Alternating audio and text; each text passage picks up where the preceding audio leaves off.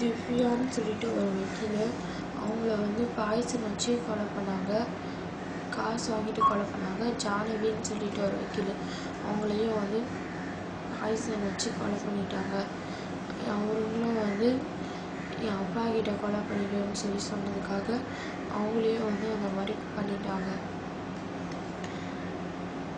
அதுக்கப்புறம் ஷாலினின்னு சொல்லிட்டு ஒரு வக்கீலை வந்து காசு வாங்கிட்டு கொலை பண்ணாங்க. அதுக்கப்புறம் சரவணன்னு சொல்லிட்டு ஒருத்தரை வந்து காசு வாங்கிட்டு கொலை பண்ணாங்க. காசு வாங்கிட்டு தள்ளி விட்டு கொலை பண்ணாங்க. பெருமாள்ன்றவரையும் தள்ளி விட்டு கொலை பண்ணாங்க. அதுக்கப்புறமா இப்போ நான் சொல்ல போகிற பேர்லாம் என்ன வேலை பார்க்குறாங்கன்னு எனக்கு தெரியல. பப்ளிக்கே அவங்க எல்லாரையும் வந்து காசு வாங்கிட்டு, அப்படி இல்லாட்டி வக்கீலுக்கு தெரிஞ்ச ஃப்ரெண்ட்ஸை வந்து என் அப்பா கிட்ட சொல்லிட்டோன்னு சொல்லி சொன்ன காரணத்துக்காக அவங்களையும் பப்ளிக்கை வந்து வக்கீலுங்க இல்லாமல் வேறு வேலை பார்க்குறவங்களையும் கொண்டிருக்காங்க. அவங்க பேரில் சொல்லுறாங்க. கோகுல்னு சொல்லிட்டு ஒருத்தர் இருந்தார். அவரையும் வந்து காசு வாங்கிட்டு தான் பாய்சன் வச்சு கொலை பண்ணாங்க. அதுக்கப்புறம் அசோக்குன்றவரையும் காசு வாங்கிட்டு பாய்சனுக்காக இது ஆக்சிடென்ட் பண்ணி கொலை பண்ணாங்க. சண்முக வேலையத்தை விட்டு கொலை பண்ணாங்க, அது சொல்லிட்டேன். ராஜான்றவரை வந்து இவங்களே வந்து வெட்டி கொலை பண்ணாங்க. ஆளுங்களை வச்சு வெட்டி கொலை பண்ணாங்க. அதுக்கும் 5 லட்சம் 6 லட்சம் அந்த மாதிரி காசு வாங்குவாங்க. ரகுவரன்றவரை வந்து இது பாய்சன் வச்சு கொலை பண்ணாங்க. அது வந்து ஒரு வக்கீலுடைய ஃப்ரெண்டு. அந்த வக்கீலுடைய ஃப்ரெண்டு வந்து காசு வாங்கிட்டு இந்த மாதிரி ஒருத்தர் வந்து இந்த மாதிரி கும்பிடுங்க அப்படின்னு சொன்னதுனால அவர் முன்னாடியே இங்கே வர பழக்கப்பட்டவர்னு சொல்லிட்டு அவரை வந்து பாய்சன் வச்சு கொலை பண்ணிட்டாங்க. அதுக்கப்புறம் குணான்னு சொல்லிட்டு ஒருத்தர், அவரையும் வந்து அவர் வக்கீலோடைய ஃப்ரெண்டு. அவர் வந்து இங்கே வந்து இவங்களுக்கும் அவங்களுக்கும் சண்டை வந்ததுனால, குணாக்கும் இவங்களுக்கும் சண்டை வந்ததுனால என் அப்பா கிட்ட சொல்லிட்டேன்னு சொன்னதுக்காக சமாதானம் பண்ண முடியல. அவன் இங்கே வரவே மாட்டேன்றான், சீக்கிரமாக எதுவும் பண்ணேன்னா அவன் வந்து என் அப்பா கிட்ட சொல்லிடுவான்னு சொல்லிட்டு குணான்றவங்கள ஆக்சிடென்ட் பண்ணி கொலை பண்ணிட்டாங்க கேஸ் இல்லாமல். மகேஸ்வரன்றவரை வந்து காசு வாங்கிட்டு கொலை பண்ணாங்க. அவருக்கு 5 லட்சம் அந்த மாதிரி காசு வாங்கி கொலை பண்ணாங்க. பாய்சன் வச்சு கொலை பண்ணாங்க. சிவான்றவரை வந்து ஆளுங்களை வச்சு வெட்டி கொலை பண்ணாங்க. அது வந்து காசு வாங்கிட்டு பண்ணாங்க. பழனின்றவரை வந்து பாய்சன் வச்சு கொலை பண்ணாங்க. அவரை வந்து அவரையும் காசுக்காக தான் கொலை பண்ணாங்க. அருள்ன்றவர் வந்து என் ஒரு வக்கீலுடைய ஃப்ரெண்டு. அவரையும் வந்து என் அப்பாவுக்கிட்ட சொல்லிட்டு இவங்களே பிரச்சனை கொடுத்துட்டு, அதுக்கு வந்து இவங்க வந்து அவங்களுக்கு பிரச்சனை கொடுக்க ட்ரை பண்ணும்போது என் அப்பா கிட்ட சொல்லிட்டோன்னு சொல்லும்போது அவங்கள வந்து வெட்டி கொண்டுட்டாங்க. ஆளுங்களை வச்சு வெட்டி கொண்டுட்டாங்க. சஞ்சய்ன்றவரை வந்து காசு வாங்கிட்டு ஆக்சிடென்ட் பண்ணி கொண்டுட்டாங்க. அதுக்கப்புறம் பிரசாந்த்ன்றவரையும் காசு வாங்கிட்டு பாய்சன் வச்சு கொலை பண்ணிட்டாங்க. அதுக்கப்புறம் மோகன்னு சொல்லிட்டு அவரையும் காசு வாங்கிட்டு பாய்சன் வச்சு கொலை பண்ணிட்டாங்க.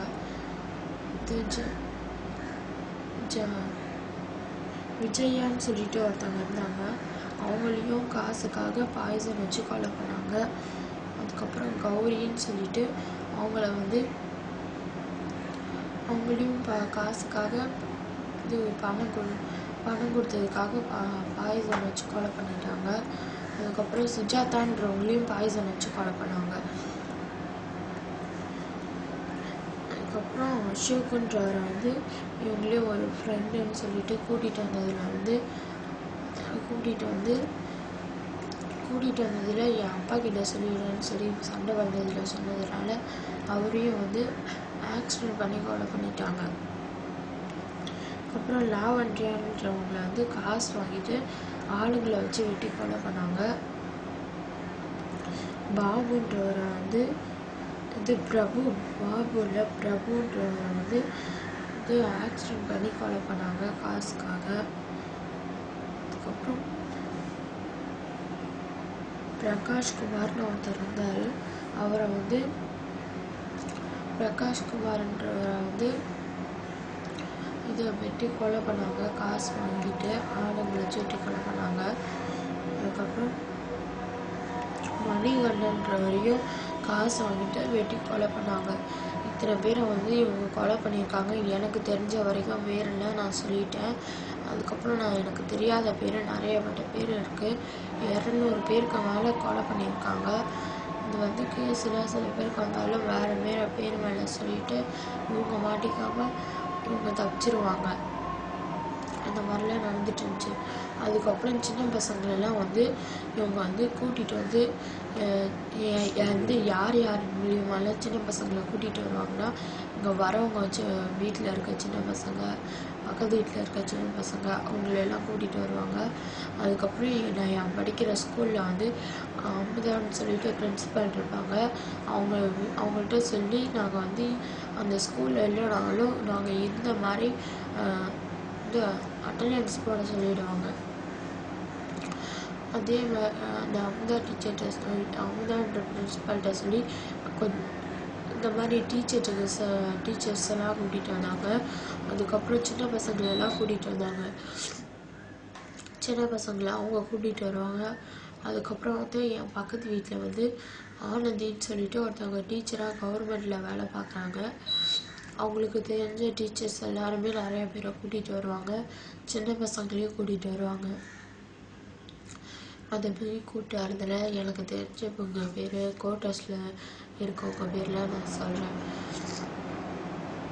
குமாரி, ரித்தினி, வர்ணிகா, ரேஷ்மா, சரண்யா, கௌசல்யா, கவிதா, பிரியா, வைஷ்ணவி,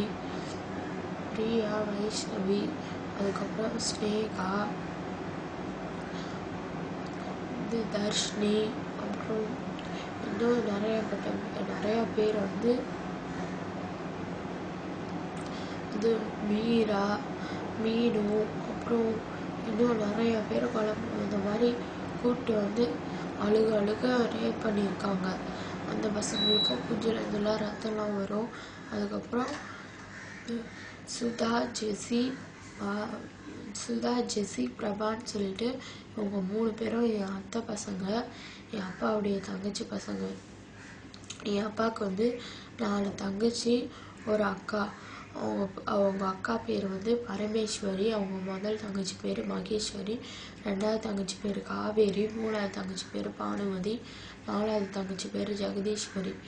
இந்த பானுமதின்றவங்களுக்கு வந்து 3 பொண்ணுங்க, சுதா, ஜெசி, பிரபா. அவங்களையும் வந்து அழுக செய்வாங்க. அதுக்கப்புறம் காவேரின்றவங்களுக்கு வந்து 2 பசங்க, அவங்கள வந்து படுக்க வைப்பாங்க. அதுக்கப்புறமா வந்து இது ஜெகதீஸ்வரின்றவங்களுக்கு வந்து ஒரு சின்ன பையன், அவனையும் வந்து பொம்பளைங்களை விட்டு படுக்க விட்டு அவனையும் காசு சம்பாதிப்பாங்க. இது மகேஸ்வரி, பரமேஸ்வரின்றவங்க வந்து என் அப்பா கிட்ட சண்டை போட்டு போயிட்டாங்க. எங்கள் அப்பா கிட்ட மட்டும் இல்லை, அவங்க வீட்டு ஆளுங்கள்ட்டையும் சண்டை போட்டு பேசாமல் போயிட்டாங்க. ஆனால் வந்து பேசாமல் போகிற மாதிரி எங்கள் அப்பா முன்னாடி மட்டும் நடிச்சுட்டு அதுக்கப்புறம் கொஞ்ச நாள்லேயே சமாதானம் ஆகியிருந்திருக்காங்க. அதெல்லாம் என் அப்பாவுக்கு வந்து தெரியாமல் பண்ணிட்டு இருந்திருக்காங்க. என் அப்பாவுடைய அம்மா வந்து பண்ணிட்டு இருந்திருக்காங்க. இதெல்லாம் எப்படி நடந்துச்சுன்னு ஒரு நாள் வந்து என் அம்மா கிட்ட போய் கேட்டதுக்கப்புறமா இந்த மாதிரி வந்து என் அப்பா வந்து பெங்களூரில் வந்து படித்து முடிச்சுட்டு மதுரையிலேருந்து மெட்ராஸ்க்கு வந்து ப்ராக்டிஸ் பண்ணுறதுக்காக, ஜூனியராக வக்கீலுக்கு ப்ராக்டிஸ் பண்ணுறதுக்காக வந்தாராம். அப்போ வந்து வீரமுத்துன்ற ஒருத்தர் மூலியமாக வந்து மகேஸ்வரிக்கு வந்து தெரிய வந்துச்சான். மகேஸ்வரியை வந்து அறிமுகப்படுத்தி வச்சாராம் வீரமுத்துன்றவர். மகேஸ்வரியை வந்து வேலை வாங்கி கொடுங்கன்னு சொல்லிட்டு வீரமுத்து சொல்லி விட்டதுக்கப்புறமா அவள் வந்து தேன்மொழி ஆஃபீஸில் ஜூனியராக வேலை பார்த்துட்டு இருந்தாளாம். ஜூனியராக வேலை பார்த்துட்டு இருந்ததில் வந்து அவன் வந்து இது தேன்மொழிக்கிட்ட சொல்லி இந்த மாதிரி என் அப்பாவை சேர்த்து விட்டாங்க. என் அப்பா பார்க்குற கேஸ் எல்லாமே சின்சியராக நல்லா கேஸ் பார்த்ததுனால எல்லா கேஸும் ஜெயிச்சதுனால தேன்மொழிக்கு நிறையா காசு வந்துச்சு. அந்த காசை வச்சு அவன் வந்து பேங்க்லேருந்து காசு எடுத்து வீடு வாங்கணும்னு சொல்லிட்டு பேங்க்லேருந்து காசு எடுத்துட்டு அந்த அந்த அவங்கள தனியாக ரூம் கொடுப்பாங்கல்ல, அந்த சேம்பரில் வந்து என் முன்னாடியே வந்து என் அப்பாவை காசு எடுத்துட்டு என் அப்பாகிட்ட கொடுத்ததுனால அவள் வந்து தேன்மொழி மெதுவாக நடந்துக்கிட்டு வந்துட்டு இருந்தா. சேம்பரில் வந்து என் அப்பா வேகமாக நடப்பாருன்னு சொல்லிட்டு 60 லட்ச ரூபா பணம் கொடுத்ததுனால எடுத்துகிட்டு ஓடி போயிட்டான்னு சொல்லிட்டு ஓடி வந்து பார்த்தபோது என் அப்பா சேம்பரில் எடுத்துகிட்டு வந்து அவள்கிட்டயே கொடுத்ததுக்கப்புறமா என் அப்பாவுக்கு மேலே வந்து இவளுக்கு வந்து நிறைய நம்பிக்கை வந்துச்சு. உனக்கு வந்து வக்கீல் வேலையை நல்லா பார்க்குறான், நல்ல நம்பிக்கையான ஆளாகவும் இருக்கான் அப்படின்னு சொல்லிட்டு தேன்மொழி வந்து என்ன பண்ணான்னா அவளுக்கு வந்து முன்னாடியே நம்பிக்கையான ஆள் தேவைப்பட்டுச்சான். அப்படின்னு சொல்லிட்டு மகேஸ்வரி தானே இவனை வந்து படுக்க வச்சு நம்ம இவனை வந்து கடைசி வரைக்கும் கூட வச்சுக்கணும்னு சொல்லி நினச்சிக்கிட்டு மகேஸ்வரிகிட்ட போய் இந்த மாதிரி நீ வந்து ரவிக்கிட்ட வந்து படுக்க வை, நீ தானே ஆஃபீஸில் சேர்த்து விட்ட, அதனால உனக்கு தான் நிறைய க்ளோஸாக தெரிஞ்சிருக்கணும், நீ வந்து என்னை வந்து ரவிக்கிட்ட படுக்க சொல்லு அப்படின்னு சொல்லி சொன்னதும் அதுக்கு வந்து தேன்மொழி மகேஸ்வரி வந்து இல்லை என்னாலலாம் முடியாது, நான் வந்து அவர் வந்து எனக்கு வந்து அவ்வளவாலாம் தெரியாது, வீரமுத்துன்றவர் வந்து எனக்கு வந்து இவரை வந்து என் வேலைக்கு வந்து யாருக்கிட்டையாச்சும் வாங்கி கொடுக்க சொன்னார், அதனால தான் நான் வந்து உங்ககிட்ட வாங்கி கொடுத்தேன், எனக்கு மற்றபடி நான் அவர்கிட்ட அவ்வளோவா பேசலாம் மாட்டேன் அப்படின்னு சொன்னோம். இல்லை பரவாயில்ல, நீ இப்போ போய் பேசி பழகி என்னை வந்து படுக்க வைக்க சொல்லு, நீங்கள் அப்படி செஞ்சேன்னா உனக்கு நான் காசு தரேன்னு சொன்னதுக்கப்புறமா என் அம்மாவுக்கு வந்து அப்போல்லாம் காசே இருக்காது. அவன் வந்து கிழிச்ச சேலையை கட்டிக்கிட்டு அப்படிதான் சுற்றிக்கிட்டு இருப்பா. கிழிச்ச சேலையை தச்சு கட்டிக்கிட்டு சுற்றிக்கிட்டு இருப்பா. என் அம்மா கிட்ட காசுன்னு சொன்னதும் சரி நான் ட்ரை பண்ணுறேன்னு சொல்லிட்டு தேன்மொழிக்கிட்டேருந்து காசை வாங்கிக்கிட்டு என் அப்பாவை பார்த்து எப்படி இருக்கீங்க அப்படின்னு சொல்லி நல்லா இருக்கீங்களான்னு சொல்லி கேட்டு அவங்களுக்கு வந்து அவங்க அப்பா அம்மா 2 பேரும் செத்து போயிட்டாங்களாம். செத்து போயிட்டு அவங்க அப்பா அம்மாவும் இதே மாதிரி தேவடைய பேரை தான் அவங்க அம்மா இருந்திருக்காங்க. அவங்க அப்பாவை வந்து இந்த மாதிரி கூட்டி கொடுக்குறவராக இருந்திருக்காரு. என் அம்மாவுடைய அப்பா அம்மா 2 பேருமே அவங்க 2 பேரும் செத்து போயிட்டாங்க. அதுக்கப்புறம் அவங்க அண்ணனுங்க 2 பேரும் கல்யாணம் பண்ணிக்கிட்டு போயிட்டாங்க. என்னையும் எனக்கு ஒரு தங்கச்சி இருக்கா, என்னையும் என் தங்கச்சியும் கண்டுக்காம விட்டுட்டாங்க. என் தங்கச்சி வந்து பைத்தியமாக இருக்கா, அவளை வேற சரி பண்ணணும், அதுக்கெல்லாம் காசெல்லாம் தேவை, எனக்கே சாப்பிட்றதுக்கு வழி இல்லை, என் தங்கச்சி வந்து மென்டல் ஹாஸ்பிட்டலில் இருக்கா அப்படின்னு சொல்லிட்டு என் அப்பா கிட்ட கஷ்டமாக இருக்குன்னு சொல்லிட்டு என் அப்பா கிட்ட வந்து அவ குடும்ப கஷ்டத்தில் சொல்லி அழுததும் என் அப்பா வந்து இறக்கப்பட்டு அவருக்கு வந்து 150 ரூபா அப்படின்னு சொல்லிட்டு பார்க்கும் போதெல்லாம் கொடுப்பாரு. இந்த மாதிரி கொடுத்து கொஞ்ச நாளுக்கு அப்புறமா என்ன பண்ணிட்டு இருந்தாலும் தேன்மொழியை பற்றி என் அப்பா கிட்ட வந்து தப்பாக சொல்லிட்டு இருந்தா. அதுக்கப்புறம் தேன்மொழிகிட்ட போய் என் அப்பாவை பற்றி தப்பாக சொல்லிக்கிட்டு இருந்தா. இந்த மாதிரி மாற்றி சொல்லிக்கிட்டு இருந்தாவும் இவன் வந்து தேன்மொழி வந்து ஒரு நாள் வந்து இவன்ட்டு போய் ஸ்ட்ரெயிட்டாகவே கேட்டுடலாம் அப்படின்னு சொல்லிட்டு தேன்மொழி வந்து என்ன பண்ணாங்கன்னா ரவிக்கிட்ட என் அப்பா கிட்ட போய் ஸ்ட்ரெயிட்டாகவே என் கூட வந்து படுக்கிறியா, நான் உனக்கு வந்து காரு பங்களா வீடு நகை காசு பணம்லாம் நான் உனக்கு கொடுக்குறேன், நீ வந்து என் கூட படுக்கிறியா அப்படின்னு சொல்லிக்கிட்டு இல்லை நான் வந்து இந்த மாதிரிலாம் படுக்கலாம் மாட்டேன், அந்த மாதிரி ஆள்லாம் கிடையாது, நான் இந்த வேலைக்கு வரல அப்படின்னு சொல்லிட்டு என் அப்பா வந்துட்டாரு. இதை வந்து என் அம்மா பார்த்ததும் என்ன பண்ணிட்டேன்னா நல்ல வேலை இவன் படுக்கலை அப்படின்னு சொல்லிட்டு அதுக்கப்புறமா என் அப்பா கிட்ட க்ளோஸ் ஆகிறதுக்கு ஆரம்பித்தா. அப்போ வந்து தேன்மொழி வந்து மகேஸ்வரியை கூப்பிட்டு இந்த மாதிரி நீ உன்னை படுக்க வைக்க தானே சொன்ன, எதுக்கு படுக்க வைக்கவே இல்லைன்னு சொல்லிட்டு அவளையும் வந்து நீயும் வேலையில் இருக்க வேணாம் போயிடு அப்படின்னு சொல்லிட்டு அவளையும் வேலையை விட்டு போயிட்டாருன்னா அதுக்கப்புறமா இவளுக்கு சுத்தமாக வருமானமே இல்லை.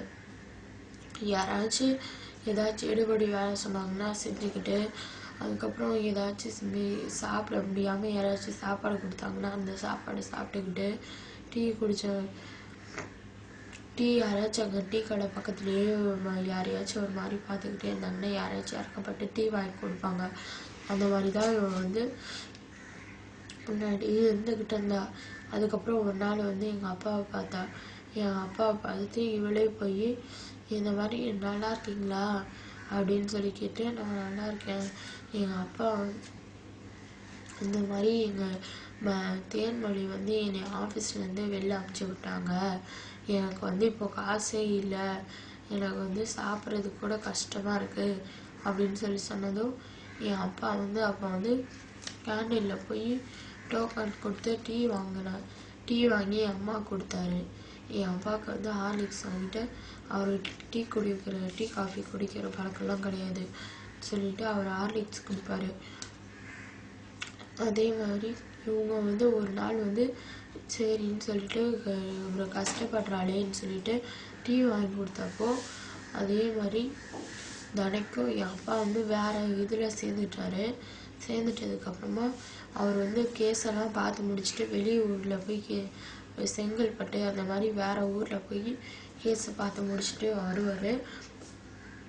அப்போ வந்து அவங்க வந்து அங்கேயே வெயிட் பண்ணி அந்த டீ குடிக்கணுன்றதுக்காக டோக்கன் வந்து இவளே கொடுங்க நான் போய் வாங்கிட்டு வரேன்னு சொல்லிட்டு இவளுக்கும் டீ வாங்கிட்டு என் அப்பாவுக்கு ஹார்லிக்ஸ் வாங்கிட்டு வரும்போது அந்த கேப்பில் வந்து என் அப்பாவுக்கு அப்பையிலேருந்தே வந்து மந்திரம் செய்வனை செஞ்சு ஏதாச்சும் வந்து விபூதி, குங்குமம், அதுக்கப்புறம் மஞ்சத்தூள் அதெல்லாம் வந்து அந்த ஹார்லிக்ஸில் போட்டு கலந்து எடுத்துகிட்டு வந்து கொடுத்துருவா. அது என் அப்பா தெரியாமல் குடிச்சிருவார்.